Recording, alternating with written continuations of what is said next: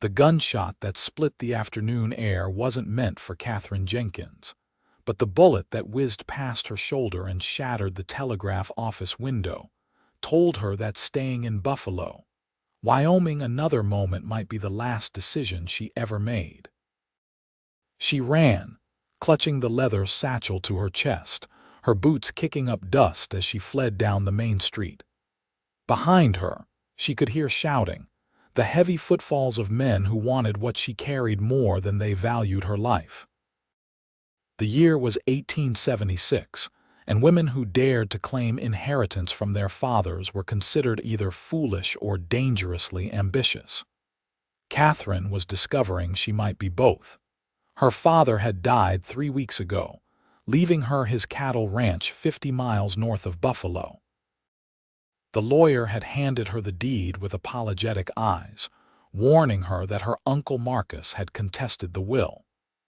Marcus Jenkins believed women had no business owning property, and he had made it clear he would do whatever necessary to take what he considered rightfully his. Catherine had refused to sign over the deed. That refusal had resulted in this chase through town. She ducked into an alley between the general store and the saloon, pressing herself against the wall, trying to catch her breath. Her heart hammered so hard she thought it might burst through her corset. The satchel contained not just the deed but also the money her father had saved, nearly $3,000 in cash and banknotes. Enough to run the ranch for 2 years if she was careful. She went this way. A voice called out. Catherine looked desperately around the alley. A horse was tied near the back of the saloon, a sturdy bay mare that looked like she could run. Catherine had never stolen anything in her 22 years of life, but she reasoned that borrowing a horse was better than dying in an alley. She untied the mare quickly, throwing herself into the saddle with unladylike haste.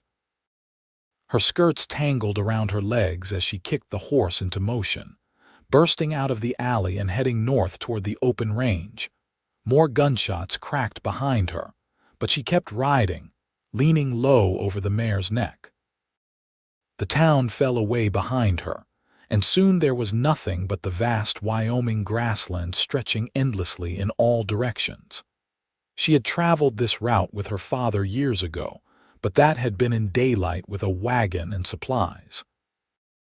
Now the sun was beginning its descent toward the western mountains, and she had nothing but a stolen horse and a satchel. The ranch was supposed to be near Eagle Creek, but Catherine's sense of direction had never been particularly good. She rode until the mare began to tire, then slowed to a walk.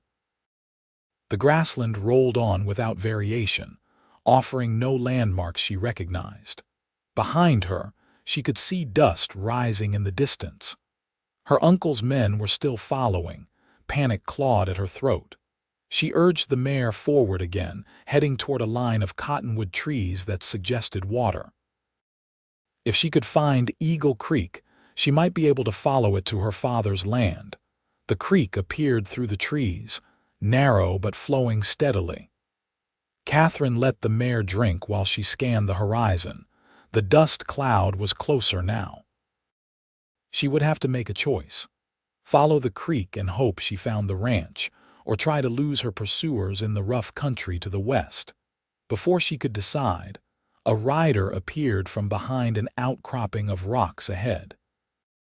Catherine's hand instinctively went to her satchel, ready to flee again, but something about this rider was different. He sat tall in his saddle but made no aggressive moves. His horse, a large roan gelding, stood calmly as he raised one hand in a gesture that seemed more greeting than threat. "You look like you are running from something," the man called out. His voice carried across the distance, low and measured. Catherine's throat was too dry to respond immediately. The rider moved closer, and she could see him more clearly now. He was perhaps 28 or 30, with dark hair that touched his collar and eyes that seemed to take in everything about her situation in a single glance. His clothes were work-worn but clean, a simple cotton shirt and canvas pants, with a gun belt that looked well used but not showy. His face was weathered by sun and wind, with the kind of lines that came from squinting at horizons rather than smiling. "I need to get to the Jenkins ranch," Catherine said, her voice steadier than she felt. "Do you know where it is?" The man studied her for a long moment. "I know where it is. I also know James Jenkins died 3 weeks ago." "Who are you?" "His daughter, Catherine Jenkins. And those men following me are trying to take my ranch." The rider looked past her toward the distant dust cloud. His expression didn't change, but something shifted in the way he sat his saddle. "Your ranch is about 8 miles northeast of here. You will not make it before they catch you." "Then I will die trying," Catherine said, lifting her chin. For the first time, the ghost of something that might have been respect crossed the man's face. "Or you could come with me. My ranch is 2 miles west. We can get there before your pursuers catch up, and you can rest while I handle this situation." Catherine knew accepting help from a stranger in the Wyoming wilderness was risky, but the alternative was being caught by her uncle's hired men. She made her decision quickly. "Lead the way." The rider turned his horse without another word, and Catherine followed. They rode at a steady canter, moving through the grassland with purpose.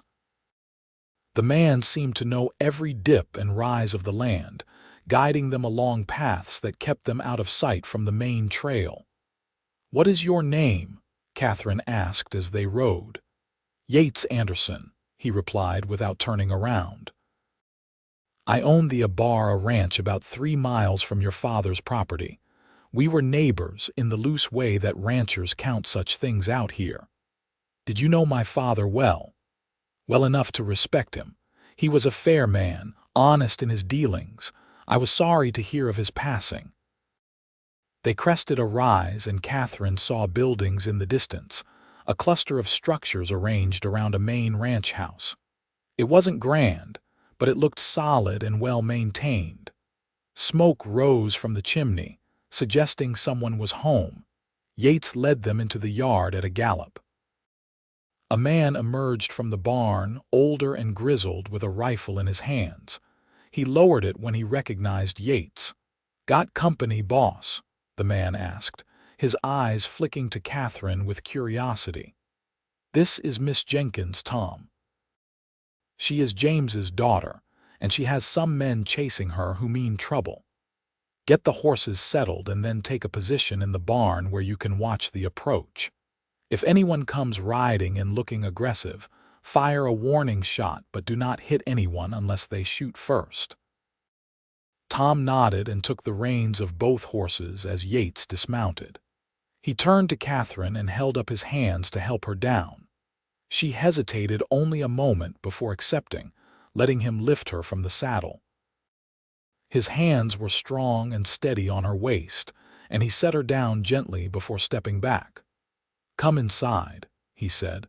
"You look like you need water and a moment to catch your breath." The ranch house was simple but clean, with sturdy furniture that looked handmade and a fireplace that dominated one wall. A pot hung over the fire, something that smelled like stew bubbling inside. Yates gestured to a chair at the wooden table and fetched a dipper of water from a bucket near the door. Catherine drank gratefully, the cool water soothing her parched throat. She set the dipper down and looked at Yates, really looked at him for the first time since they had stopped running.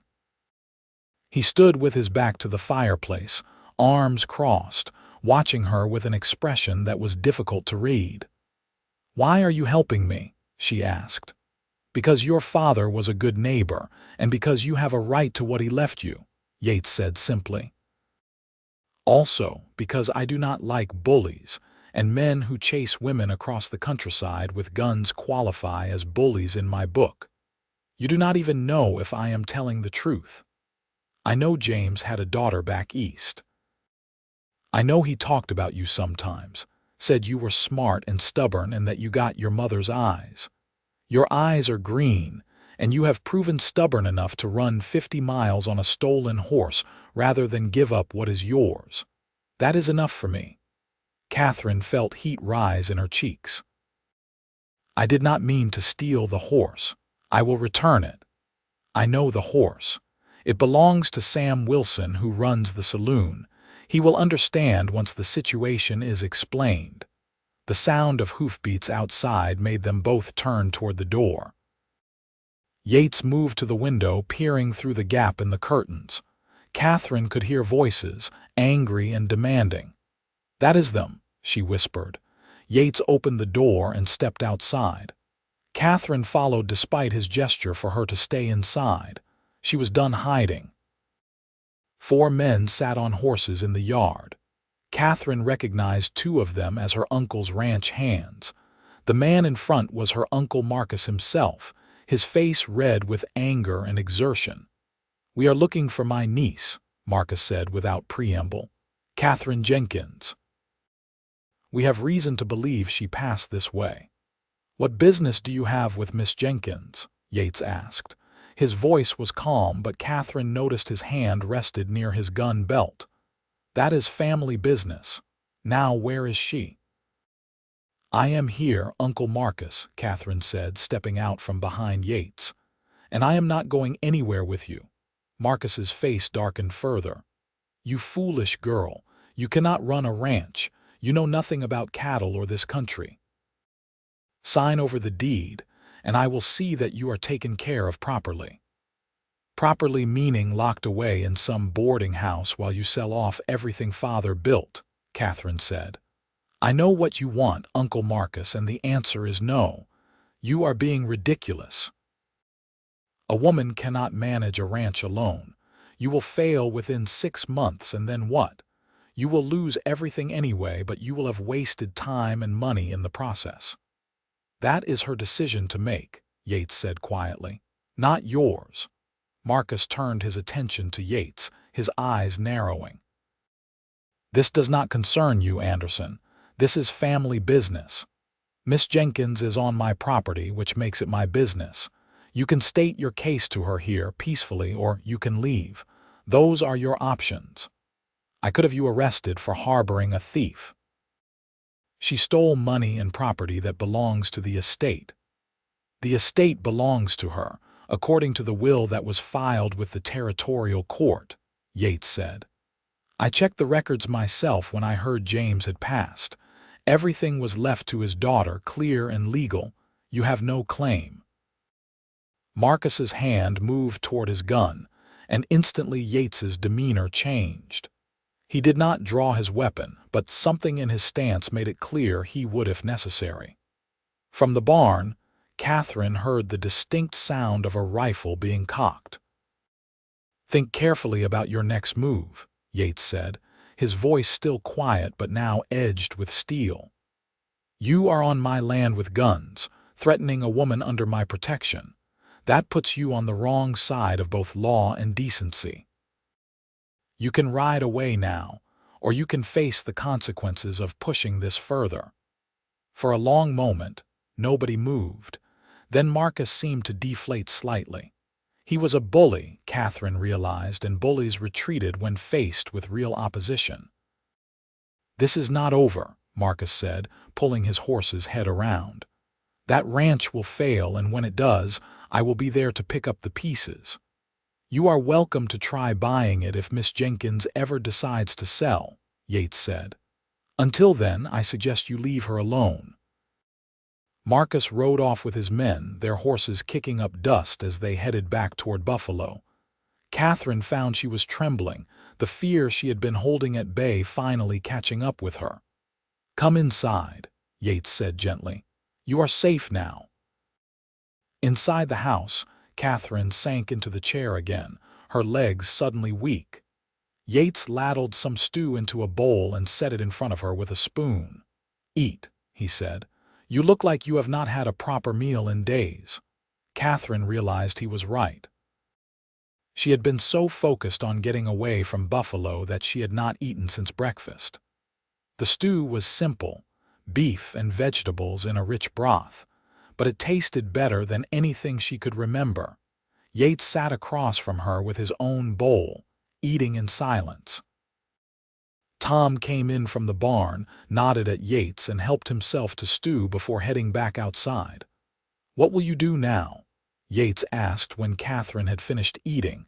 "Go to my ranch, I suppose, try to make it work." "Do you know anything about ranching?" "No," Catherine admitted.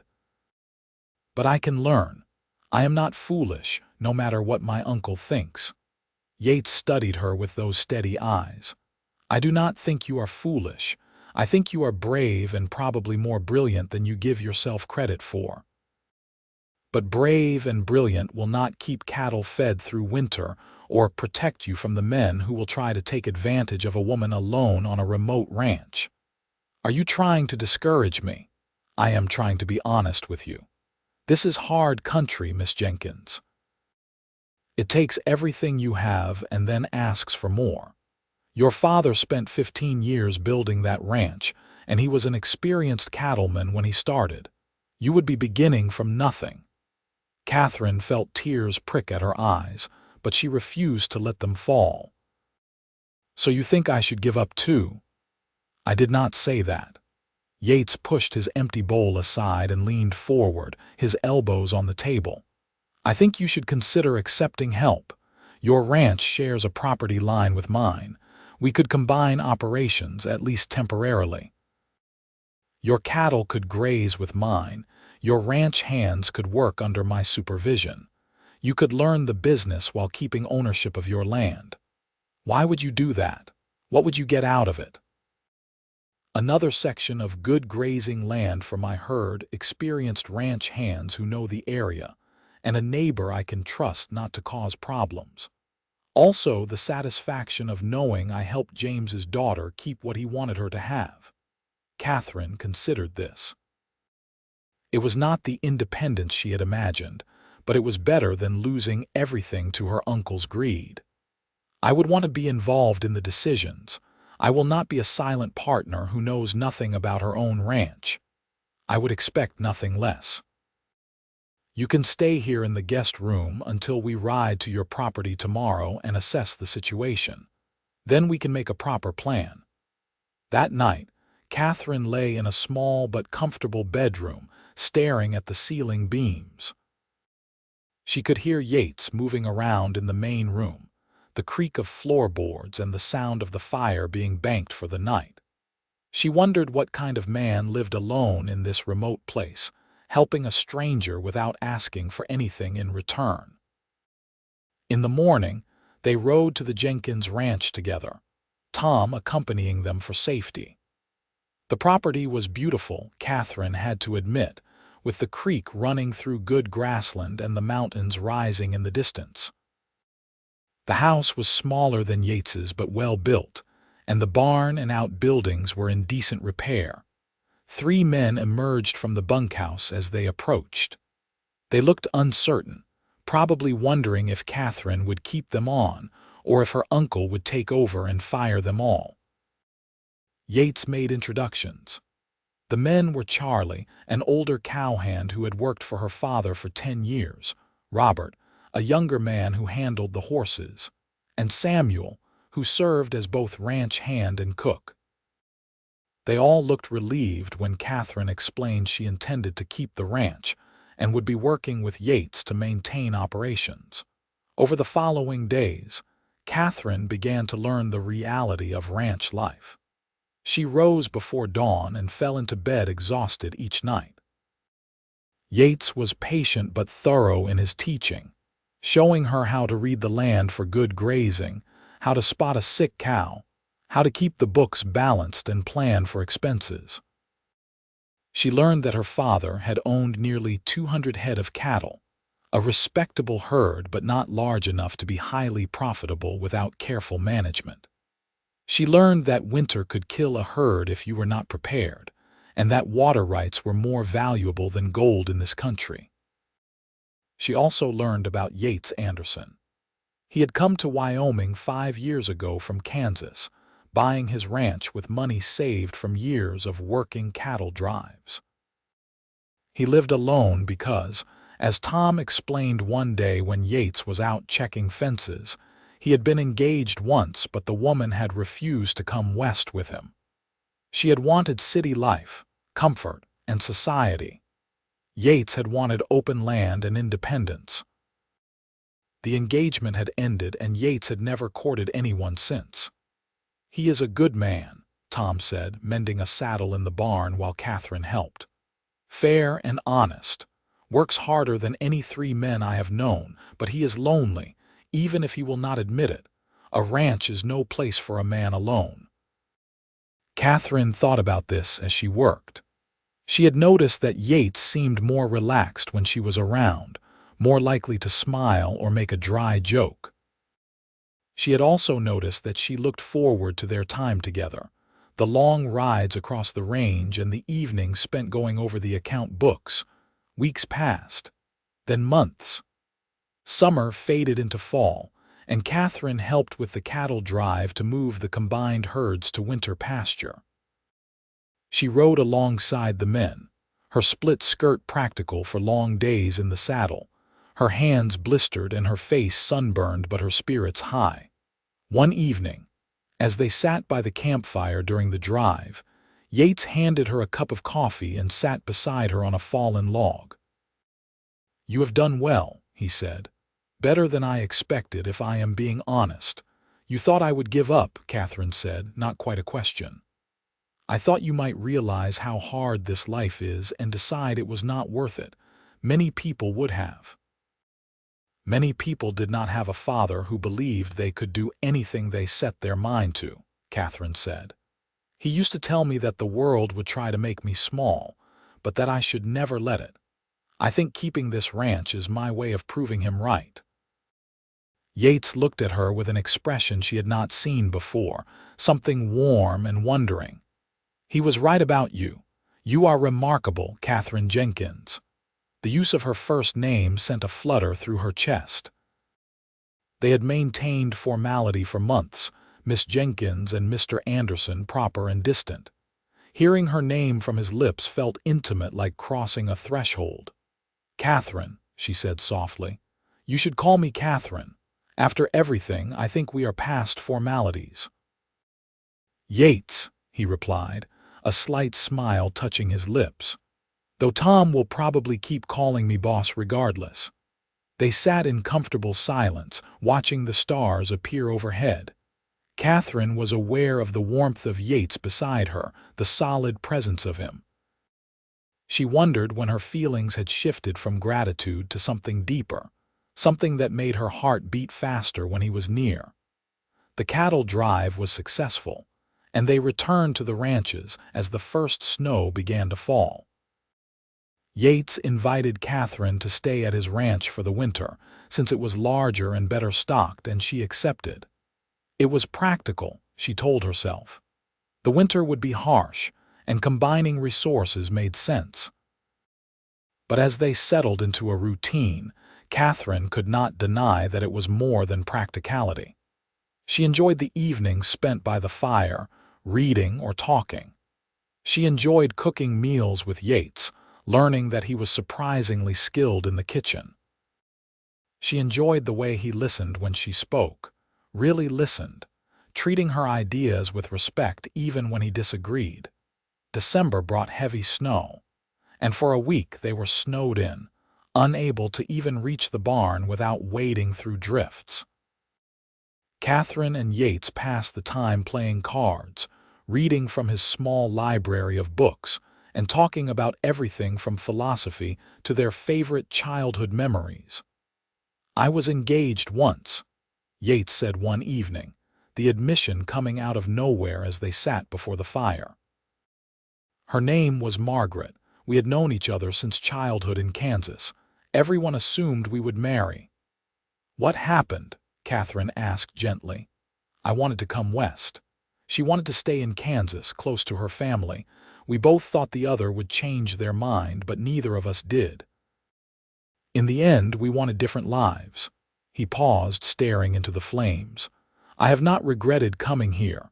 This land, this life, it suits me. But there have been times when the loneliness felt like too high a price to pay." Catherine's heart ached for him. "I understand loneliness. After my mother died when I was 12, it was just father and me." He sent me to live with his sister in Boston so I could have proper schooling and society. But I always felt like I did not quite belong there. Too independent, too willing to speak my mind. The other girls thought I was strange. You are not strange, Yates said, turning to look at her. You are extraordinary. The firelight played across his features, softening the weather-worn lines and making his eyes warm as honey. Catherine found she could not look away. Yates, she whispered, not sure what she was asking. He reached out slowly, giving her time to pull away, and cupped her cheek with his calloused hand. Tell me if I am reading this wrong. Tell me if I have imagined that you feel something too. You have not imagined it, Catherine said, her heart hammering. I feel it. I have felt it for a while now. Yates leaned in and kissed her, gentle and tentative. Catherine responded, her hand coming up to rest on his chest where she could feel his heart beating as rapidly as her own. The kiss deepened, and Catherine felt as if everything in her life had been leading to this moment, this man. When they finally pulled apart, both breathless, Yates rested his forehead against hers. I did not expect this, he said quietly. I thought I had made my peace with solitude. I did not expect it either, Catherine admitted. I came here to claim a ranch, not to fall in love. And yet I find myself hoping for both. Yates pulled back enough to look into her eyes. I love you, Catherine. I think I have loved you since that first day when you said you would rather die than give up your ranch. You looked so fierce and determined, and I thought I had never seen anyone so alive. I love you too, Catherine said, the words feeling both terrifying and absolutely right. I did not know what I was looking for when I came west, but I found it. I found home, and I found you. They sat together by the fire late into the night, making quiet plans for the future. When spring came, they would be married. They would officially merge the two ranches, combining their herds and their lives. Catherine would continue to learn the business, becoming a full partner in every sense. The winter eventually released its grip, and spring arrived with rushing snowmelt and the first green shoots of grass. True to their word, Yates and Catherine were married in Buffalo on a bright April morning in 1877. The ceremony was simple, held in the small church with Tom and the ranch hands as witnesses. Catherine wore a dress of deep blue silk that she had brought from Boston, and Yates wore a new suit that made him look both handsome and slightly uncomfortable. The minister pronounced them husband and wife, and when Yates kissed her, Catherine heard Tom let out a whoop of celebration that made everyone laugh. They returned to the ranch, which they had decided to call the Double A, combining the from Anderson and the that stood for Catherine's middle name, which was Anne. The hands had decorated the house with wildflowers, and someone had baked a cake that, while slightly lopsided, tasted delicious. That night, in the bedroom they would now share, Yates held Catherine close and whispered promises of love and partnership that made her eyes sting with happy tears. The first year of marriage was not easy, despite their love. Running a ranch required constant work, and there were disagreements about the best way to handle various challenges. Catherine had strong opinions, and Yates was used to making decisions alone. They learned to compromise, to listen to each other, to trust in their combined judgment. The herd grew, and with it their reputation. Catherine proved to have a keen head for numbers, managing their accounts and negotiating prices that impressed even the most skeptical buyers. Yates was the expert on the cattle themselves, knowing by instinct when to buy, when to sell, when to hold. Together, they were formidable. In the fall of 1877, Catherine discovered she was pregnant. The news filled them both with joy and terror in equal measure. The nearest doctor was in Buffalo, a hard 2-hour ride, and winter was coming. Yates was beside himself with worry, wanting to wrap Catherine in cotton and keep her from any exertion. Catherine, practical as always, refused to be coddled. She continued to help with the books and lighter chores, though she did agree to stop riding and let Yates handle the more strenuous work. As winter set in, they prepared as best they could. Tom's wife, Mary, who lived in town but visited regularly, agreed to come stay at the ranch as Catherine's time approached.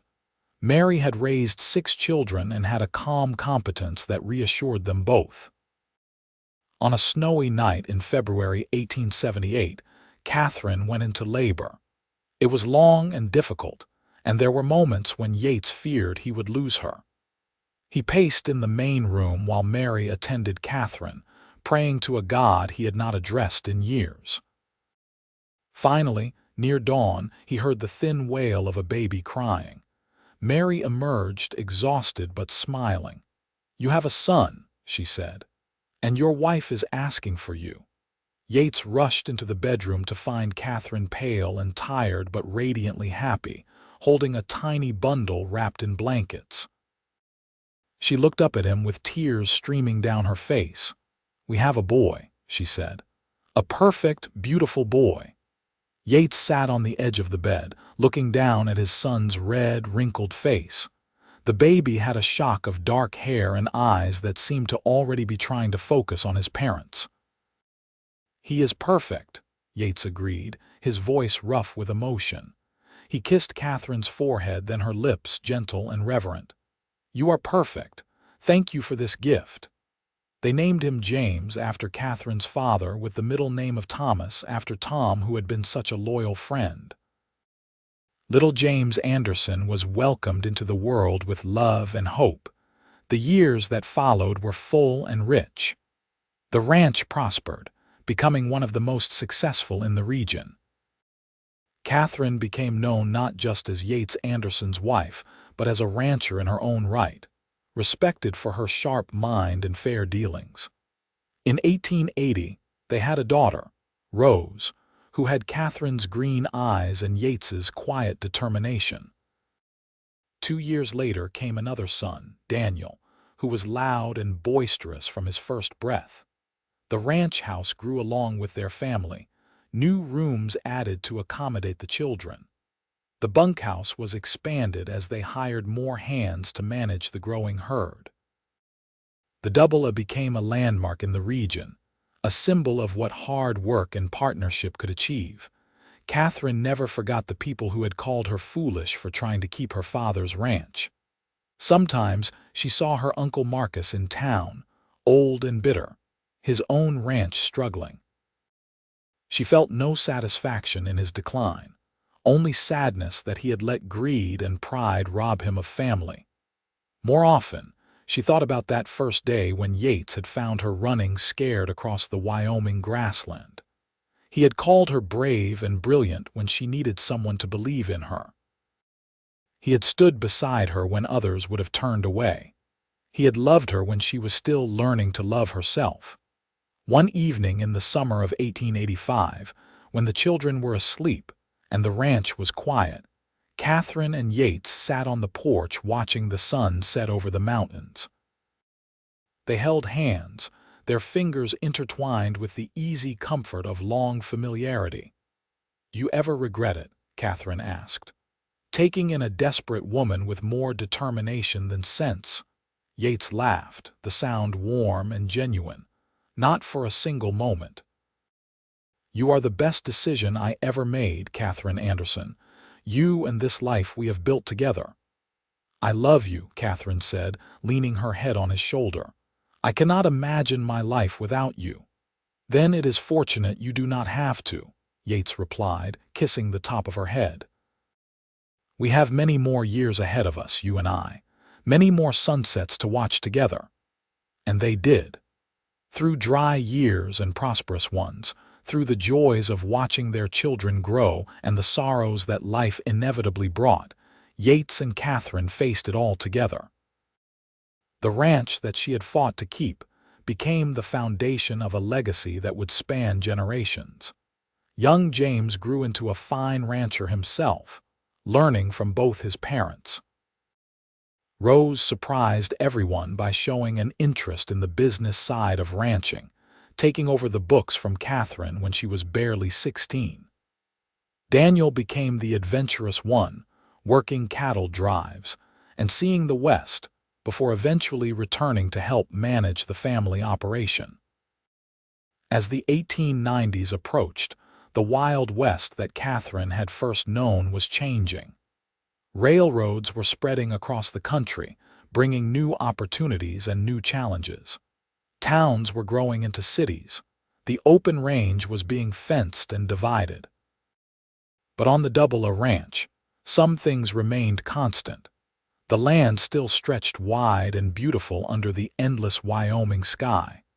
The cattle still needed tending through all seasons, and Yates and Catherine still woke each morning grateful for another day together. In 1894, on their 17th wedding anniversary, Yates surprised Catherine with a gift. It was a painting, commissioned from an artist who had passed through Buffalo the previous summer. The painting showed two riders on horseback, a man and a woman, silhouetted against a vast grassland with mountains in the distance. "That is us," Catherine said, tears filling her eyes. "The day you found me." "The day I found everything I did not know I needed," Yates corrected. "I wanted you to have something that captured that moment. The beginning of us." Catherine hung the painting in the main room where she could see it every day. It served as a reminder of how far they had come, of the frightened young woman and the lonely rancher who had found each other when they both needed it most. Their children brought home spouses, and grandchildren began to fill the house with noise and laughter. Catherine proved to be a doting grandmother, telling the little ones stories of the old days while Yates taught them to ride and rope. The turn of the century came, and with it, new marvels. Electricity reached Buffalo, though the ranch would remain lit by lanterns for many more years. Automobiles appeared on the streets, strange horseless carriages that frightened the cattle. But through all the changes, the Double A endured. In 1902, Catherine and Yates celebrated their 25th anniversary surrounded by family and friends. The party was held at the ranch, with tables set up in the yard and enough food to feed half the county.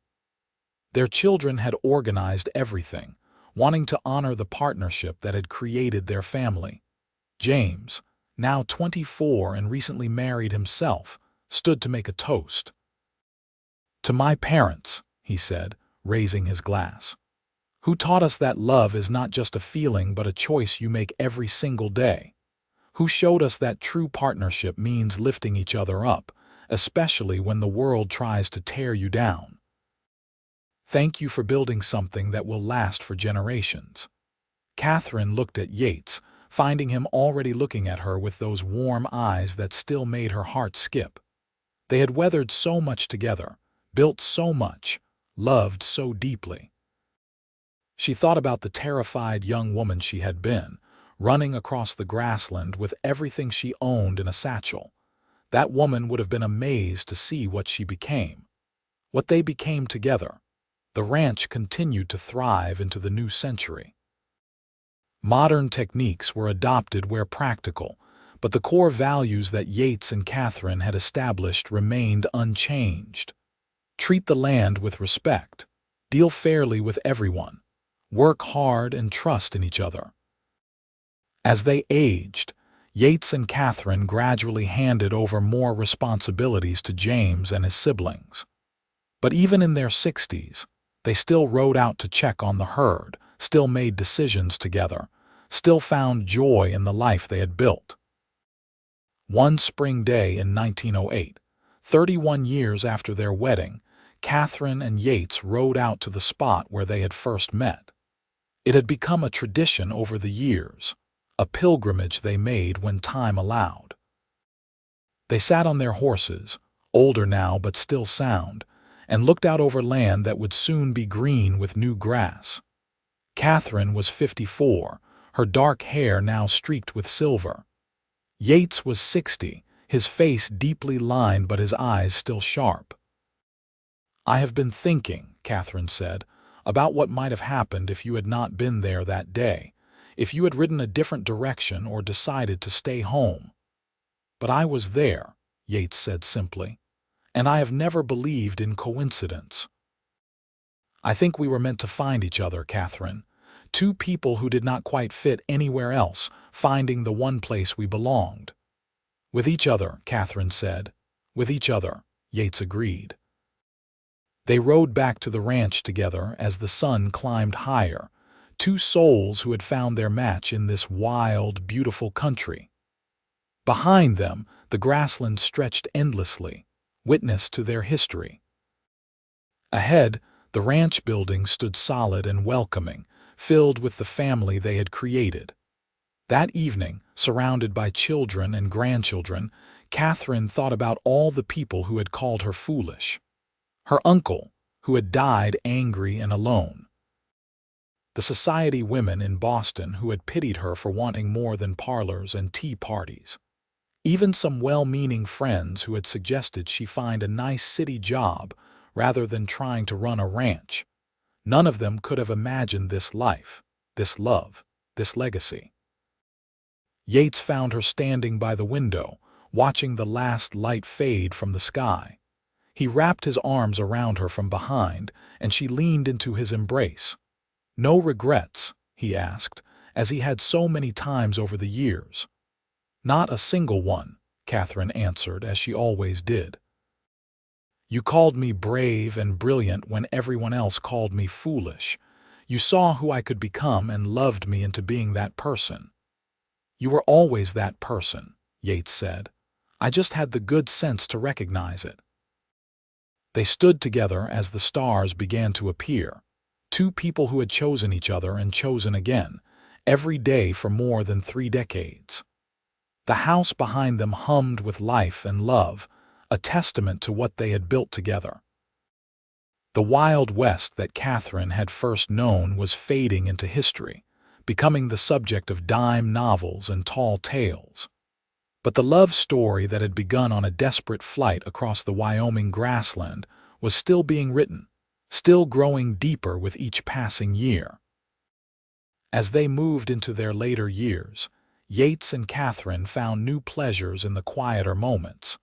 Mornings spent with coffee on the porch, watching the ranch wake up. Evenings reading together, comfortable in each other's presence. Teaching their grandchildren the lessons they had learned through hard-won experience. The ranch passed officially to James in 1912, though Yates and Catherine remained involved in an advisory capacity. They moved into a smaller house on the property, built specifically for them, with wide windows that looked out over the land they loved. Their 60th birthdays came and went, then their 70th. They slowed down, as all people must, but their love never dimmed. If anything, it grew stronger, distilled by time into something pure and unshakable. In 1920, as the nation emerged from World War I and entered a new era, Yates and Catherine celebrated their 43rd wedding anniversary. Their children threw them a party, smaller than the grand celebration of their 25th, but no less heartfelt. Catherine, now 66, looked around at the gathered family. 3 children, all grown with families of their own. 8 grandchildren, ranging from toddlers to young adults. And at the center of it all, Yates, now 72, still the man who had saved her all those years ago. "I want to say something," Catherine announced, standing with some effort. The family quieted, giving her their attention. 43 years ago, I ran away from people who tried to take what was mine. I thought I was running toward a ranch, toward independence, toward proving something to the world." She looked at Yates, who was watching her with those eyes that still made her heart flutter. "But I was really running toward you, toward the life we would build together, toward this family and this legacy. They called me foolish, but you called me brave and brilliant, and in believing that I was those things, you made it true." Yates stood and took her hand, his grip still strong despite the arthritis that plagued them both. "You made me believe that loneliness did not have to be my fate," he said. "That I could have both the life I wanted and someone to share it with. You are the best thing that ever happened to me, Catherine Anderson. The absolute best thing." Their family applauded, but Catherine barely heard it. She was lost in Yates's gaze, in the love that had sustained them through everything. They had built an empire from nothing, raised a family, weathered every storm that life threw at them. And they had done it together, as true partners in every sense. The party continued around them, but they took a moment for themselves, stepping outside into the cool Wyoming evening. The stars were brilliant overhead, the same stars they had watched on their wedding night, on the night each of their children was born, on countless ordinary evenings that had somehow become extraordinary simply because they shared them. "You remember what you said to me that first night?" Catherine asked, threading her fingers through Yates's. "When we were sitting by the campfire during the cattle drive, I said you had done well, better than I expected. You also said I was remarkable." Yates smiled, the expression crinkling the weathered skin around his eyes. "You are remarkable. You were then and you are now. Every day with you has been a gift." They stood together under the stars, two people who had defied expectations and built something that would last long after they were gone. The ranch would continue, passed down through generations. But more than that, the love they had shared, the partnership they had forged, would echo through their family forever. As they aged further into their 70s, their health began to decline gradually. Yates developed a persistent cough that worried Catherine despite his assurances that he was fine. Catherine's joints ached in the cold, making winters difficult. But they faced these challenges as they had faced everything else, together. In 1925, at the age of 77, Yates fell ill with pneumonia. For 2 weeks, he battled the infection while Catherine barely left his side. She bathed his fevered brow, coaxed him to drink broth, and talked to him constantly, telling him stories of their life together and reminding him that he needed to get better. "We have more years left," she insisted, gripping his hand. "You promised me we would watch many more sunsets together." Yates fought, drawing on the same strength that had built a ranch from nothing, and slowly, miraculously, he recovered. By early spring, he was back on his feet, thinner and weaker but alive. "You scared me," Catherine told him one evening as they sat together on their porch. "I scared myself," Yates admitted. "But I could hear you talking to me, even when the fever was worst. You pulled me through, Catherine, like you have pulled me through everything for nearly 50 years. They celebrated their 50th wedding anniversary in 1927 with a grand celebration that brought family from across the state. Photographs were taken, a new technology that let them capture the moment forever. In the photos, Yates and Catherine sit side by side, her hand in his, both of them smiling. They look old, weathered by life and hard work, but their eyes shine with love and satisfaction. The Great Depression hit the country hard in 1929, and Wyoming ranchers were not spared. Cattle prices plummeted, and many ranches went under. But the AA, managed now by James with input from his parents and siblings, had been built on conservative principles and careful planning. They tightened their belts, cut expenses where possible, and weathered the economic storm as they had weathered everything else. Through it all, Yates and Catherine remained the heart of the family. Grandchildren and great-grandchildren came to visit, listening to stories of the old days. The painting of the two riders on the grassland still hung in the main house, a reminder of where it all began. In 1932, Catherine fell and broke her hip. The injury, serious for anyone, was especially dangerous for a woman of 78.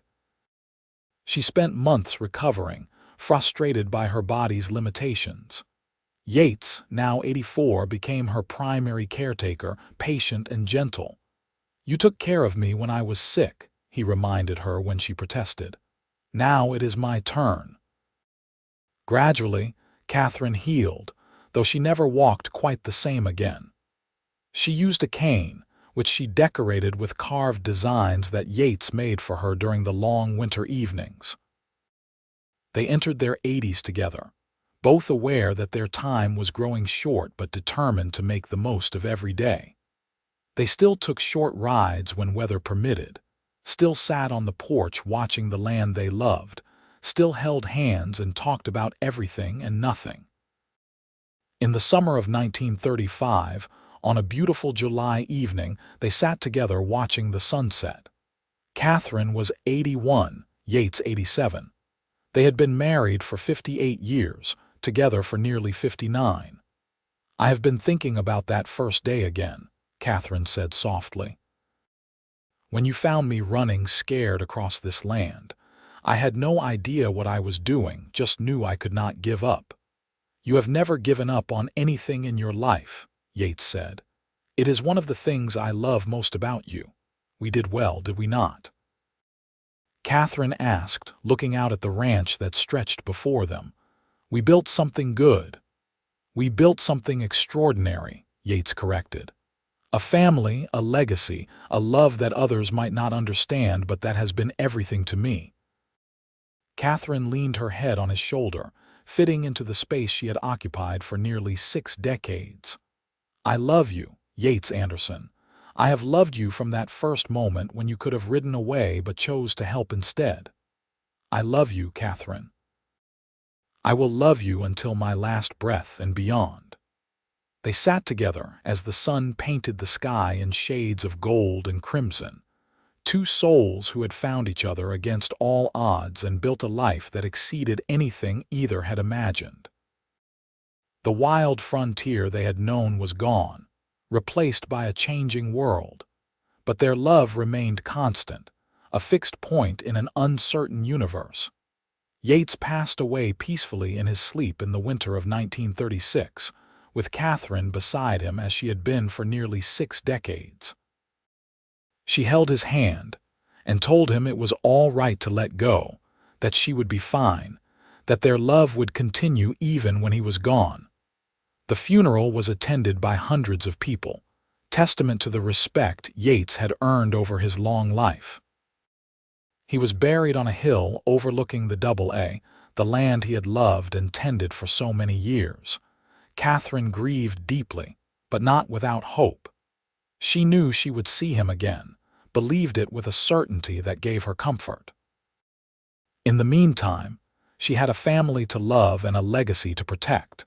She lived for 3 more years, surrounded by children and grandchildren and great-grandchildren. She told stories of Yates, keeping his memory alive.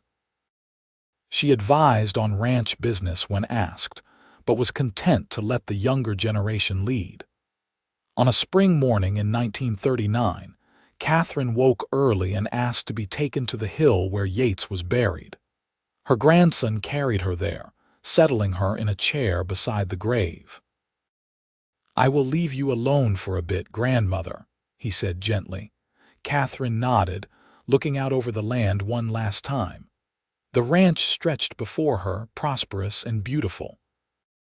She thought about the scared young woman who had ridden into this territory 63 years ago, determined to claim her inheritance despite everyone telling her she was foolish. She thought about the lonely rancher who had called her brave and brilliant, who had loved her into becoming everything she could be. "I am ready," she whispered, to Yates, to God, to the land itself. "I am ready to come home." Catherine was found peacefully at rest beside her husband's grave that afternoon, a smile on her weathered face. She was buried beside Yates on the hill, 2 graves side by side overlooking the ranch they had built together. The double continues to this day, passed down through generations of Andersons. The painting of the 2 riders still hangs in the main house, carefully preserved. And on quiet evenings when the light is just right, those who know the story say you can sometimes see two riders on the hill, silhouetted against the vast Wyoming sky, together forever in the land they loved. Their love story became legend in the region, told and retold as an example of what true partnership could achieve. The woman they called foolish, and the rancher who called her brave and brilliant, finding each other when they both needed it most and building something that would last long after they were gone. In the end, Catherine had been right to fight for her inheritance. But the real treasure had not been the land or the cattle or even the prosperous ranch. It had been the love she found, the family she built, the partnership that sustained her through everything. They had taken the hard road, the uncertain path, and together they had made it into something beautiful. And that beauty, that love, that legacy would echo through generations, a testament to two people who dared to believe they could build something extraordinary in the wild Wyoming territory. Their story ended not with sadness but with fulfillment, two lives well lived and deeply loved. They had faced every challenge together, celebrated every triumph together, and in the end, they rested together in the land that had witnessed their love story from beginning to end. The foolish woman and the lonely rancher had found each other against all odds, and in finding each other, they had found everything they had been searching for. It was a love story for the ages, romantic and true, set against the backdrop of the Wild West they had both loved so dearly.